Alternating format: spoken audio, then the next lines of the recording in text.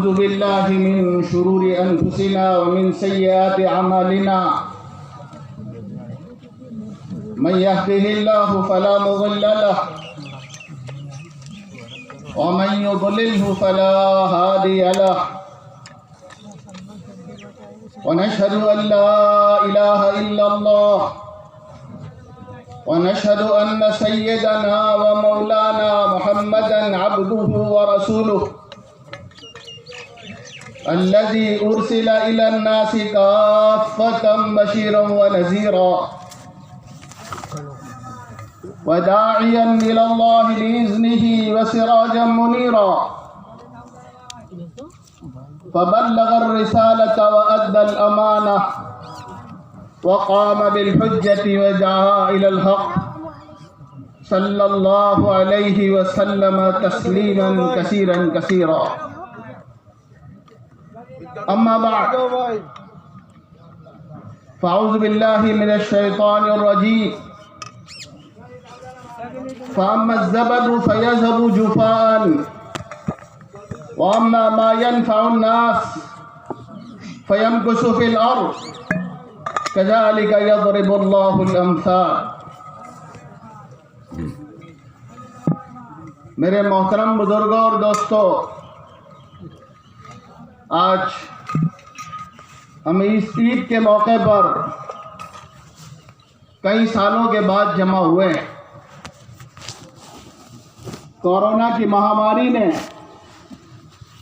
پوری دنیا کو اپنی لپیٹ میں لیا تھا اور یہ اللہ تعالیٰ کا ایک عذاب تھا جو پوری انسانیت کو اس نے اپنی لپیٹ میں لیا تھا. آج پھر اللہ تعالیٰ نے ہم کو اس عید کے اس مبارک موقع پر عیدگاہ میں جمع ہونے کا موقع عطا فرمایا. میرے بزرگوں، آپ علیہ الصلوۃ والسلام کا طریقہ تو ہمیشہ یہی رہا ہے کہ آپ عید کی نماز باہر جا کر جنگلوں میں عیدگاہ میں ہمیشہ ادا کیا کرتے تھے، اور یہی بہتر طریقہ یہی ہے کہ عید کی نماز کو عیدگاہ میں ادا کیا جائے. مجبوری کا درجہ ہے کہ اس کو مسجدوں میں ادا کیا جائے. اصل تو آپ علیہ الصلوۃ والسلام کی پوری زندگی دیکھیے کہ آپ نے مسجد نبوی کو اور مسجد حرام کو چھوڑ کر عید کی نماز باہر جا کر ادا کی. آج اللہ تعالیٰ نے پھر ہم کو موقع عطا فرمایا ہے اس عیدگاہ میں جمع ہونے کا. میرے بزرگوں اور دوستوں، حدیث پاک میں آتا ہے کہ اذا کان یوم عید الفطر، کہ جب عید الفطر کا دن ہوتا ہے تو وقفت الملائکۃ علی ابواب الطرق، آگے چلا جاؤ، آگے وہ جگہ ہے، فرشتے راستوں پر اور گلیاریوں کے ناکوں پر کھڑے ہو جاتے ہیں دیتے جاؤ بھائی، اور یہ کہتے ہیں اغدو یا معاشر المسلمین، اے مسلمانوں چلو اغدو الی رب کریم، اپنے رب کریم کی طرف چلو. یمن علیکم بالخیر، وہ تمہارے ساتھ بڑا بھلائی کا معاملہ کرنے والے ہیں.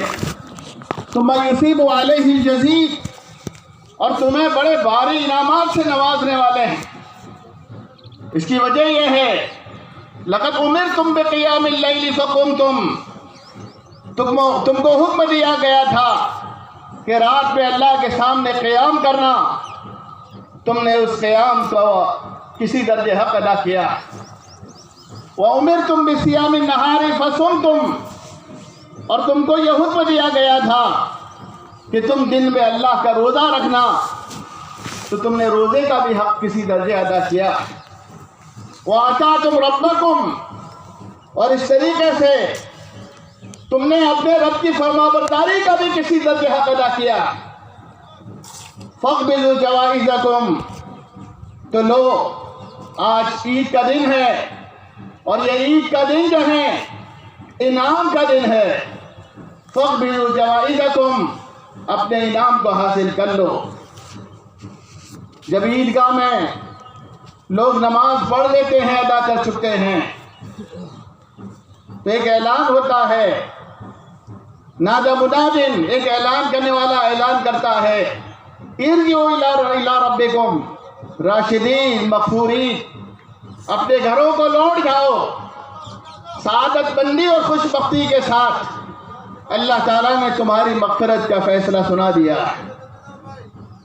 میرے بزرگوں اور دوستوں، اللہ نے ہم کو کسی درجے تراویح پڑھنے کا، روزہ رکھنے کا یہ موقع عطا فرمایا، اور خوش قسمت ہے وہ مسلمان جس نے اللہ کے اس حکم کی تعمیل کا حق ادا کیا۔ میرے بزرگوں، آپ کو کبھی بھوکا رکھا گیا، آپ کو کبھی کہا گیا کہ یہ چیزیں حلال ہیں، لیکن پھر بھی وقتی طور پر اتنے وقت سے لے کر اتنے وقت تک آپ چھوڑ دو، حالانکہ وہ حلال تھی فی نفسی، لیکن آپ نے اپنے حکم کی تعمیل میں، رب کی تعمیل میں اس کو چھوڑ دیا۔ آپ کی تدریب ہوئی، آپ کی ٹریننگ کی گئی کہ وہ چیزیں جو آپ کے لیے فی ذات ہی حرام ہیں، جو قطعاً حرام ہیں، جس کا حرام ہونا ثابت ہے، اس کے قریب ایمان والا پھٹک بھی نہیں سکتا۔ اس لیے جو چیزیں جائز اور حلال تھی، ہمارا حکم آیا کہ اس سے باز رہو۔ کھانا پینا حلال تھا، اپنی ضروری خواہش کو پورا کرنا حلال تھا، لیکن حکم ہوا رمضان المبارک کے مہینے میں اتنے وقت سے لے کر اتنے وقت تک آپ کو اپنی ساری ضرورتوں پر پابندی عائد کی جاتی ہے۔ آپ رک گئے، باز ہو رہ گئے، اس لیے کہ آپ کا جو کام یہ تھا کہ اللہ کے حکم کے سامنے سر تسلیم خم کر دیتے بغیر چوں چرا کیے ہوئے۔ ایمان والا وہ ہوتا ہے جہاں سے کر دیا نرما گئے ہم، جہاں کر دیا گرما گئے ہم۔ میرے بزرگوں، آج ہم ایک ایسے دور سے گزر رہے ہیں کہ جس دور کا کبھی ہم نے تصور بھی نہیں کیا۔ معاف کرنا، کہتا ہوں وہی بات، سمجھتا ہوں جسے حق، میں زر حلاہل کو کبھی کہہ نہ سکا فن۔ بزرگوں، آج ہم جس دنوں میں اور تاریخ دور سے گزر رہے ہیں، جن حالات کا ہمیں سامنا ہے، آپ اور ہم کھلی ہوئی آنکھوں سے دیکھ رہے ہیں۔ یہ حالات آج کے نہیں ہیں، یہ حالات بہت پہلے سے ہیں، اور ہم نے ان حالات کا پہلے بھی مقابلہ کیا ہے۔ ایسے بہت سارے بادل آئے اور فضا کو مقدر کرنے کی کوشش کی، وقتی طور پر ایسا محسوس ہوا کہ شاید یہ گھٹاٹوپ اندھیرے اب روشنی کی کرن سے ہمیں زندگی بھر تک محروم کر دیں گے، لیکن دیکھا، دنیا نے دیکھا اور تاریخ نے اس بات کو دیکھا، جہاں میں اہل ایمان صورت خورشید جیتے ہیں، جہاں میں اہل ایمان صورت خورشید جیتے ہیں، ادھر ڈوبے ادھر نکلے، ادھر ڈوبے ادھر نکلے۔ یہ ہماری تاریخ رہی ہے کہ ایسے گھٹاٹوپ اندھیروں میں کبھی ہم مایوس نہیں ہوئے۔ وقتی طور پر یہ حالات آئے، لیکن وہ گھٹاٹوپ اندھیرا چھٹا، بادل چھٹے، اور سورج جو اپنی پوری حقیقت کے ساتھ، پوری تابانی کے ساتھ، پوری روشنی کے ساتھ جو ہے اس دنیا پر جو ہے چمکا، اور اس نے جو ہے اس تاریکی اور گھٹاٹوپ اندھیرے کو چھاڑ دیا، پھر سے نور اور منور ہوا دنیا، اور دنیا نے اس روشنی سے فائدہ اٹھایا۔ میرے بزرگوں، بیچ میں یہ اعلان کرتا چلوں، عیدگاہ کمیٹی کا 2-3 سال سے چندہ نہیں ہوا، عیدگاہ کی کمیٹی کے پاس کوئی بیلنس نہیں ہے، آپ حضرات کے تعاون سے یہ سارے کام ہو رہے ہیں، قبرستان کا چوکیدار کا یہ سارا کام ہو رہا ہے، لیکن 2-3 سال سے آپ کا اور ہمارا عیدگاہ میں جمع ہونا نہیں ہوا۔ نتیجہ یہ ہے کہ چندہ بھی نہیں ہو سکا۔ یہ ہمارے کارندے عیدگاہ کمیٹی کے ذمہ دار حضرات آپ حضرات کی خدمت پہ پہنچیں گے، اور آپ حضرات کا تعاون جو بظاہر تھوڑا ہوتا ہے لیکن قطرہ قطرہ دریا شور، تھوڑا بھی اگر آپ تمام حضرات کرتے چلے جائیں گے تو میں سمجھتا ہوں کہ ندیاں جب ملتی ہیں تو وہ سمندر ہو جاتا ہے۔ انشاءاللہ آپ کا تعاون اگر شامل حال رہے گا تو ہمارے یہ ملی کام، ہمارے یہ فلاح و بہبود کے کام، ہمارے یہ رفاہی کام، ہمارے یہ امت مسلمہ کے جو ہیں کام ہیں، انشاءاللہ ترقی کے راستے پر گامزن ہوں گے۔ اس وجہ سے میری آپ حضرات سے اپیل ہے، گزارش ہے کہ اس کام میں جو ہے بڑھ چڑھ کر آپ حصہ لیں اور بھرپور تعاون فرمائیں۔ میرے بزرگوں، میں یہ عرض کر رہا تھا کہ اس وقت جو ہے تہذیبوں کی جنگ ہے، اور آپ دیکھ رہے ہو ہر ایک اس بات کی کوشش کر رہا ہے کہ ہم جو ہے غالب آئیں، لیکن میں پورے وثوق اور اعتماد کے ساتھ یہ بات کہنا چاہتا ہوں، پورے یقین کے ساتھ اس بات کو کہنا چاہتا ہوں کہ اگر ہم محمد عربی علیہ السلام کی تعلیمات کو اپنی زندگی میں اتاریں گے اور سماج میں اس کی تصویر پیش کریں گے، سماج میں اس کا پرتو اگر پاس آئے گا، تو امید ہے کہ جس طریقے سے پہلے بادل چھٹے ہیں اور سورج نے اپنی پوری تابانی کے ساتھ دنیا کو روشن کیا ہے، پھر وہی سورج جو ہے اپنی تابانی کے ساتھ روشن کرے۔ میرے آقا علیہ السلام نے جب چاروں طرف سے یہ الغار تھی اور یہ کہا جا رہا تھا، جیسا کہ آج ہمارے کچھ نہ سمجھ لوگ جو باتیں زبان سے اگل رہے ہیں، جو ملک کی فضا کو خراب کر رہے ہیں، جو زہر افشانی کر رہے ہیں، میں ہرگز اس بات کا آپ کو کہنا نہیں چاہوں گا کہ آپ زہر کا جواب زہر سے دیں، آپ آگ کا جواب آگ سے دیں، آپ جو ہیں زیادتی کا جواب زیادتی سے دیں، یہ میں ہرگز نہیں کہہ سکتا، اس لیے کہ میری آقا کی تعلیمات میں ہمیں اس بات کی اجازت نہیں دی گئی۔ آپ دیکھ لیجئے جو تعلیمات آپ علیہ السلام کی ہیں، اس میں ناانصافی کا جواب انصاف سے دیا گیا، نفرت کا جواب محبت سے دیا گیا، بدعنوانیوں کا جواب جو ہے وہ قومی یکجہتی اور بھائی چارگی سے دیا گیا، مظلوموں کی راہ میں ہمیشہ آپ کہیں کھڑے رہے، مظلوموں کی مدد میں آپ نے کبھی ظالم کا ساتھ نہیں دیا۔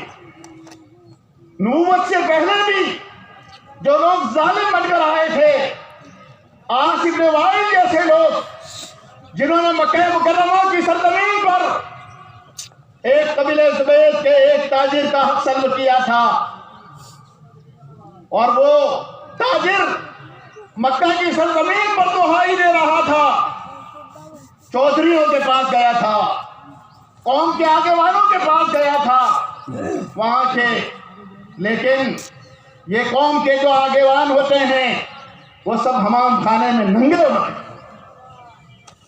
معاف کرنا، آج بھی ہمارے قوم کو ایسے منافق قسم کے لوگوں نے، ایسے دوگلے قسم کے لوگوں نے قوم کو عزت کو پامال کیا ہے۔ اس لیے اس وقت بھی ایسے لوگ تھے کہ جو ظالموں کا ساتھ دے رہے تھے، لیکن میرے آقا علیہ السلام نے کچھ نوجوانوں کو، نبوت سے پہلے کی بات ہے، عبداللہ ابن جدعان کے گھر میں سب کو جمع کیا اور جمع کر کر یہ کہا کہ ہمارے سرزمین پر، مکہ مکرمہ کی سرزمین پر ایک باہر کا آدمی آیا ہے اور اس کے حقوق کو سلب کیا جا رہا ہے، قوم کے کچھ آگے والوں نے اس پر ظلم کیا ہے، ہم اس مظلوم کا ساتھ دیں گے۔ ہماری قوم کے آگے وان ہوں لیکن ہم ان کا ساتھ نہیں دے سکتے۔ ایک پردیسی جو ہمارے یہاں آیا ہے اور اس کے حق کو سلب کیا گیا ہے، ہم اس مظلوم کا ساتھ دیں گے۔ ساتھ دیا۔ اس عاصم بن وائل کے گھر آپ پہنچے اور پہنچ کر اس نے جو سودا لیا تھا اور سودا لینے کے بعد اس کی رقم اور اس کے حق کو دینے سے انکار کیا تھا، یہ نوجوان پہنچتے ہیں، اس کے پاس سے سامان لیتے ہیں اور سامان لے کر اس قبیلہ زبید کے اس شخص کو واپس دلاتے ہیں۔ میرے بزرگوں، یہ ہماری تاریخ رہی ہے کہ ہم نے کبھی ظالموں کا ساتھ نہیں دیا، ہم نے کبھی دہشت گردوں کا ساتھ نہیں دیا، کبھی آتنکوادیوں کا ساتھ نہیں دیا۔ اور اس ملک کی تاریخ کو اٹھا لو، جب بھی موقع آیا ہے ہم نے اس کی قربانی پیش کرنے میں کبھی پیچھے نہیں ہٹے۔ ہندوستان کی آزادی ہو، ہندوستان کی آزادی کے بعد کی جنگیں ہو، اس میں ہمارا کردار کسی سے کم نہیں، سب سے آگے بڑھ کر ہم نے کردار نبھایا۔ یہ وہ عقل کے اندھے اور کوڑے ہیں کہ جنہیں ہمارا کردار نظر نہیں آتا، وہ عقل کے بہرے ہیں جنہیں سورج کی روشنی نظر نہیں آتی۔ میرے بزرگوں، میں آج پھر آپ سے وہی بات کہنے کے لیے آیا۔ نفرت کی ہوائیں چلائی جا رہی ہیں، ظلم ستم کے بازار گرم کرنے کی، ملک میں فضا کو گرم کیا جا، لیکن میرے بزرگوں اس وقت جو ہے تہذیبوں کی جنگ ہے۔ اگر ہم بھی اس بہاؤ میں بہ گئے جو اشتعال انگیزی ہو رہی ہے، ہماری طرف بھی اس طرح کی اشتعال انگیزی ہوگی، یقیناً ہم جنگ ہار جائیں۔ اس لیے میں پھر آپ سے یہ کہنا چاہوں گا، آپ ذرا دیکھ لیجئے صلح حدیبیہ کا موقع ہے، صلح حدیبیہ کا موقع ہے۔ آپ علیہ الصلوۃ والسلام اپنے جانثاروں کے ساتھ 2500 یا 1000 کی تعداد آتی ہے۔ کافی عرصہ گزر چکا تھا مکہ مکرمہ کو وطن اصلی کو چھوڑے ہوئے، آج عمرے کے لیے جانا چاہ رہے تھے، پہنچے صلح حدیبیہ مکہ مکرمہ کے بالکل قریب، حدود حرم سے بالکل متصل۔ وہاں پہنچے، جو حالات ہوئے آپ کے سامنے، میں اس واقعے کی تفصیل میں جانا نہیں چاہتا، وقت بھی نہیں ہے، مختصراً یہ صلح ہوتی اور آپ علیہ الصلوۃ والسلام نے صحابہ کرام بڑے جذبات سے معمور تھے اور وہ یہ چاہ رہے تھے آج ہم کسی قیمت پر واپس نہیں ہٹیں گے۔ ہم جب مختصر تعداد میں تھے تو غالب تھے، آج تو ہمارے پاس بڑی تعداد ہے، ہم مقابلہ کر لیں گے، لڑ لیں گے۔ لیکن میرے آقا علیہ الصلوۃ والسلام کی ذرا تاریخ کو اور آپ کے صفات کو اٹھا کر دیکھ لیجئے، وہاں سے صلح نامہ پیش کیا جاتا ہے۔ جب بھی کوئی صلح کی بات پیش کی گئی، آپ علیہ الصلوۃ والسلام نے ہمیشہ لڑنے کے مقابلے میں صلح کو ترجیح دی۔ آپ نے اس صلح کو قبول کر لی۔ صلح بھی کیسی تھی؟ تاریخ میں یہ بات لکھی گئی ہے، کیا مسلمانوں نے یہ صلح دب کر کی تھی؟ 3 شرطیں اہم تھی۔ ایک شرط یہ تھی کہ ہمارا کوئی آدمی، یعنی مکہ معظم مشرکوں کا کوئی آدمی اگر تمہارے پاس آئے تو تم ہم کو واپس کر دو گے۔ ہمارا آدمی مکہ مکرمہ کا کوئی مشرک اگر آئے گا تو تم واپس کر دو گے، اور تمہارا کوئی آدمی یعنی مسلمانوں کا کوئی آدمی ہمارے پاس آئے گا تو ہم واپس بھی کریں گے۔ آپ اندازہ کیجئے یہ شرط کتنی سنگین تھی، کتنی ناانصافی پر مبنی تھی۔ ہر آدمی، انصاف پسند آدمی یہ بات کو سمجھ سکتا تھا کہ جب صلح ہوتی ہے تو اس میں برابری کا خیال رکھا جاتا ہے۔ کیا کہہ رہے تھے؟ ہمارا آدمی مکہ مکرمہ کا مشرک اگر کوئی آپ کے پاس آئے گا، ایمان لے کر آئے، جب بھی آپ واپس کر دو گے، اور تمہارا آدمی اگر کوئی آئے گا تو ہم واپس نہیں کریں گے۔ دوسری شرط یہ تھی، اس سال عمرے کے لیے آپ آئے ہو، آپ کو اس سال عمرے کی اجازت نہیں دی جائے۔ ان کے جذبات کے ساتھ کھلواڑ ہو رہا ہے، بڑی امیدوں سے آئے تھے، اس سال عمرے کی اجازت نہیں ہوگی۔ اور تیسری شرط یہ تھی، آئندہ سال آپ آؤ گے، اور آؤ گے تو 3 دن رہنے کی اجازت ہوگی، اس سے زیادہ آپ کو رہنے کی اجازت نہیں ہوگی۔ صلح ہوئی، کئی چیزیں آئی، آپ علیہ الصلوۃ والسلام نے صلح کو قبول کر لیا، صلح کو قبول کر لیا۔ صحابہ کرام کے جذبات جو ہیں ٹوٹ چکے تھے، وہ مایوس ہو چکے تھے، ان کی ہمت جواب دے چکی تھی۔ آپ علیہ الصلوۃ والسلام نے کہا چلو واپس، اپنا جانور ذبح کر دو، احرام کھول دو، اپنے سر کو منڈوا دو۔ آپ یہ کہہ رہے ہیں بار بار، ان لوگوں کو کہہ رہے ہیں جو آپ کے حکم کی تعمیل میں اپنا سب کچھ قربان کرنے کے لیے تیار تھے، لیکن آج جب یہ بات کہی جا رہی ہے تو سارے صحابہ کرام پر سکتہ طاری ہے، کوئی عمل کرنے کے لیے تیار نہیں، اس لیے کہ ان کے حوصلے ٹوٹ چکے تھے، وہ مایوس ہو چکے تھے۔ آپ علیہ الصلوۃ والسلام بار بار یہ بات کہہ رہے تھے، لیکن آپ کی بات پر عمل نہیں ہو رہا۔ غالباً حضرت ام سلمہ رضی اللہ تعالی عنہا، امت کی کچھ خواتین ایسی ہیں کہ جن کے احسانات اس امت پر آج تک ایسے ہیں، اور امت آج تک ان کے احسانات کا بدلہ ادا نہیں کر سکتی۔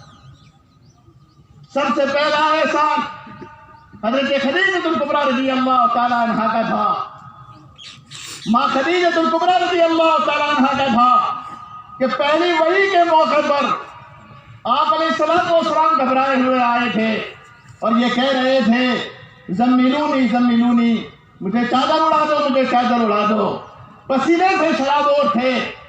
اس وقت حضرت خدیجہ رضی اللہ تعالی عنہا ایک خاتون تھی، اور اللہ کے نبی پاک علیہ الصلوۃ والسلام کی عمر کتنی چھوٹی تھی، حضرت خدیجہ 40 سال کی۔ اللہ تعالیٰ نے حضرت خدیجہ کا انتخاب کیا تھا، بڑی ذہین خاتون تھی۔ کیا کہہ رہی ہیں؟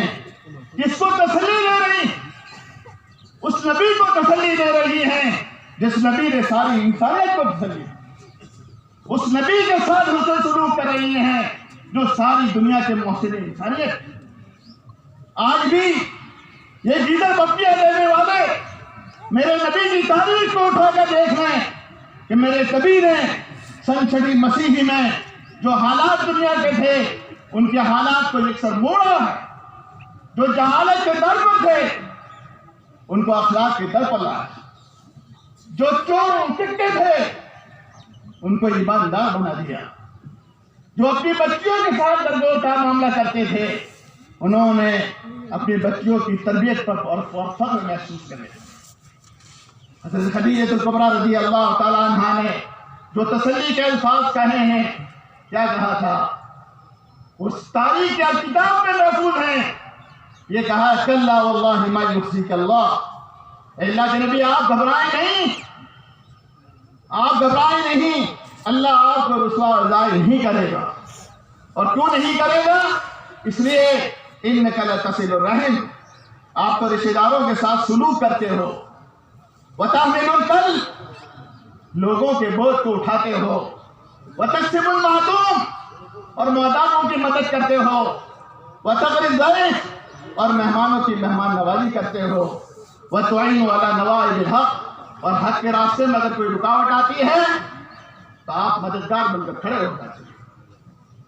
آپ کے یہ اوصاف میں نے شب و روز دیکھے ہیں۔ آپ کی زندگی کو میں نے پوری طریقے سے دیکھا ہے، آپ کی راتوں کو بھی دیکھا ہے، آپ کے دنوں کو بھی دیکھا ہے، آپ کی جلوت کو بھی دیکھا ہے، آپ کی خلوت کو بھی دیکھا ہے، آپ کی گھریلو زندگی اور قوم کی زندگی کو بھی دیکھا ہے، اور آپ کی معاشرتی زندگی کو بھی دیکھا ہے۔ اس بنیاد پر میں یہ کہہ رہی ہوں، اللہ آپ کو ضائع اور رسوا نہیں کرے گا۔ وہ احسان آج بھی امت پر باقی ہے۔ اسی طریقے سے آپ علیہ السلام اب لے کر رہا تھا کہ صلح حدیبیہ کا موقع ہے، آپ کہہ رہے ہیں لیکن کوئی سر منڈوا نہیں رہا، پریشان ہیں۔ آپ علیہ السلام حضرت ام سلمہ رضی اللہ تعالی عنہ نبی پاک علیہ السلام کو کہتی ہیں کہ صحابہ کرام آپ کے حکم کو نہ ماننے کا جذبہ نہیں ہے، بات دراصل یہ ہے ان کے حوصلے ٹوٹ چکے ہیں، یہ مایوس ہو چکے ہیں، انہیں پتہ نہیں چلتا کہ اب کیا کرنا چاہیے۔ یہ آئے تھے بڑے ہمت کے ساتھ، حوصلوں کے ساتھ آئے تھے، آج ہم بیت اللہ کا طواف کریں گے، آج ہم اپنی مرادوں کو پوری کریں گے، جہاں سے ہمیں ہجرت کرنے پر مجبور کیا گیا تھا، آج اس گھر کے دیدار سے اپنی آنکھوں کو ٹھنڈا کریں گے۔ اس امید سے آئے تھے، لیکن ناکامی کے ساتھ، نامرادی کے ساتھ جب واپس ہو رہے ہیں تو ان کے حوصلے ٹوٹے ہوئے ہیں۔ اے اللہ کے نبی، آپ خود یہ کیجئے، اپنا جانور ذبح کر دیجئے، اپنے سر کو منڈوا دیجئے۔ آپ علیہ السلام نے اپنا جانور ذبح کر لیا، اپنا سر منڈوا دیا۔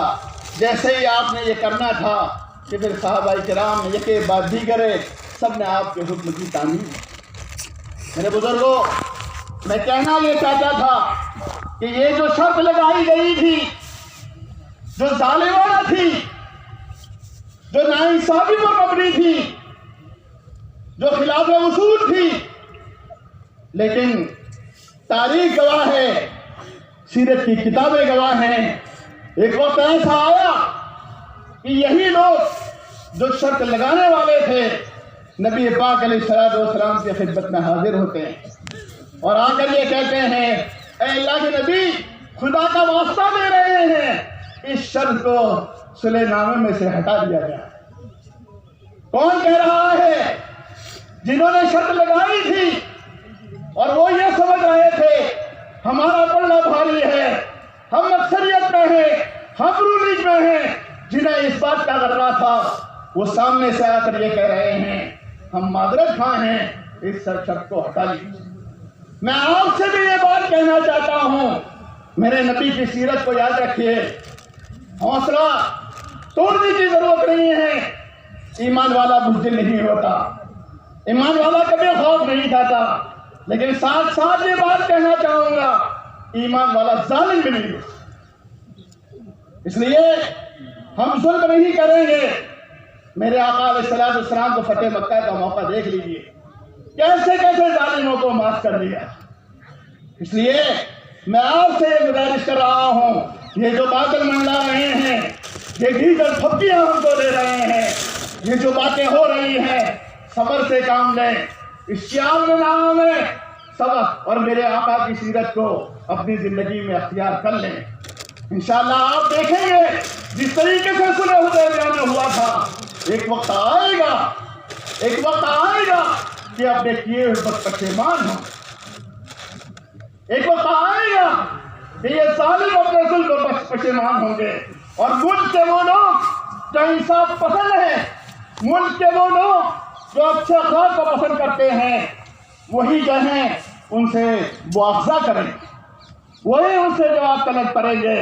اس لیے بادل تو منڈلاتے رہتے ہیں، ان بادل، ہاں اتنی بات ضرور ہے کہ کبھی کبھی میں نے جو قرآن میں آیت تلاوت کی وہ کہہ کے بات ختم کروں گا، اما الزبد فیذهب جفان، جھاگ ہوتے ہیں وہ بظاہر دکھتے ہیں اوپر اوپر، سیلاب آتا ہے تو جھاگی جھاگ نظر آتے ہیں، لیکن تھوڑی دیر ہوتی ہے کہ وہ جھاگ ختم ہو جاتی ہے، اور جو چیزیں نفع بخش ہوتی ہیں، قرآن کہہ رہا ہے اما ما ينفع الناس، وہ چیزیں جو لوگوں کو نفع پہنچاتی ہیں، فیمکث فی الارض، وہ زمین میں باقی رہتی ہیں، ٹھہراؤ ہوتا ہے۔ اس لیے وقتی طور پر یہ معلوم ہو رہا ہے اور وہ جھاگ آتے ہیں، جب سیلاب آتا ہے تو معلوم یہ ہوتا ہے کہ یہ سیلاب ہی سیلاب، ہاں وقتی طور پر کچھ نقصان بھی کرتے ہیں۔ آپ نے دیکھا سونامی آئی، طوفان آئے، وقتی طور پر بہت سارے گاؤں کو اجاڑ دیا۔ یہ ہوتا ہے، لیکن یہ چیزیں برقرار رہنے والی نہیں ہیں۔ وہ پانی جو ہمیشہ ٹھہرا رہتا ہے وہی کھیتیوں کو سینچتا ہے، وہی برگ و بار لاتا ہے، وہی انسانیت کی فصل کو آباد کرتا ہے۔ اس وجہ سے ہم ہمارے ملک کے حکمرانوں سے بھی کہنا چاہتے ہیں، انصاف کا دامن ہاتھ میں تھامے رکھیے۔ اگر انصاف کا دامن آپ کے ہاتھ سے چھوٹا ہے، تاریخ اس بات پر گواہ ہے کہ ظالموں کا وقت لمبا نہیں رہا، اور ظالم پہ مسلمان ہو جب بھی، ظالم پہ غیر ہو جب بھی، ظالموں کا وقت لمبا رہا ہے۔ ہاں کچھ وقت رہتا ہے، جس طرح جھاگ آتے ہیں اس طرح جھاگوں کی طرح معلوم یہ ہوتا ہے کہ انہیں کی حکمرانی، لیکن ظالم، ناانصاف، نفرت کی ہوائیں پھیلانے والے نہ آگے بڑھے ہیں نہ بڑھ سکے ہیں۔ اس لیے میں آپ سے یہ کہہ رہا ہوں، ظلم کا ساتھ نہ دیں، ظلم کا جواب انصاف سے دیں، محبت کا جواب بھائی چارے سے دیں، اخوت سے دیں، قومی یکجہتی سے۔ اور اس ملک کے خمیر میں یہ بات ہے کہ اس ملک میں آج بھی انسانیت زندہ ہے، آج بھی انسانیت کے آج لوگ موجود ہیں۔ جو ہوائیں چل رہی ہیں اس کے خلاف بولنے والے میرے بھائی ہم سے زیادہ برادران وطن، آج بھی اس ملک کی غیرت زندہ ہے۔ اس ملک میں ظالموں کے خلاف بولنے والے ہم سے زیادہ ہمارے برادران وطن۔ اس وجہ سے ہمیں حوصلہ شکن ہونے کی کوئی ضرورت نہیں ہے، ہمیں مایوس ہونے کی کوئی ضرورت نہیں ہے۔ اللہ کی رحمت بہت بڑی ہے، لا تقنطوا من رحمت اللہ ان اللہ یغفر الذنوب جميعا۔ اللہ کی رحمت سے مایوس مت ہو، اللہ تمام گناہوں کو معاف کر دے گا۔ اور اللہ تعالیٰ کے قرآن کی آیت ہے، ومن یقنط من رحمت ربہ الا الضالون۔ خدا تعالیٰ کی رحمت سے مایوس ہونے والے وہ ہوتے ہیں جو گمراہ ہوتے ہیں، ایمان والا کبھی مایوس نہیں ہوتا۔ اس وجہ سے میرے آپ سے یہ گزارش ہے کہ ہم اس وقت دوراہے پر ہیں، ہمیں بڑی سنجیدگی سے، بڑے شعور سے، بڑی حکمت عملی سے، بڑی دور اندیشی سے اور بڑی دانائی کے ساتھ کام دیکھتے ہوئے ان حالات کا مقابلہ کرنا ہے۔ ظلم کا مقابلہ ظلم سے نہیں، نفرت کا مقابلہ نفرت سے نہیں، یہ تہذیبوں کی جنگ ہے۔ اگر ہم نے بھی وہ لوگ جو نفرت کی باتیں کرتے ہیں ان کو کوئی پسند نہیں کرتا، اور نفرت کبھی چلنے والی نہیں ہے، اور نفرت سے کسی کو کوئی پیغام نہ ملا ہے، نہ انسانیت کو کوئی پیغام ملا، نہ لوگوں کو کوئی پیغام ملا، نہ ملک کو کوئی پیغام ملا، نہ پوری دنیا کو کوئی ملا۔ نفرت سے نفرتیں پیدا ہوتی ہیں، محبت اور اخوت بھائی چارگی پیدا ہوتی ہے۔ انسانیت کا پیغام ہم دیں، محبت اور اخوت کا پیغام دیں۔ اور میرے بزرگوں، میں یہ کہہ کر آپ سے اجازت چاہوں گا، وآخر دعوانا الحمدللہ رب العالمین۔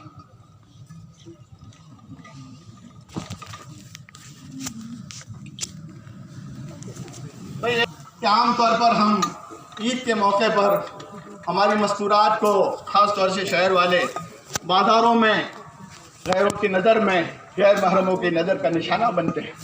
ایسے وقت میں میرے نبی کا جو پیغام ہے، ہمیں بڑے صبر سے، تواضع و عاجزی سے کام لینا چاہیے۔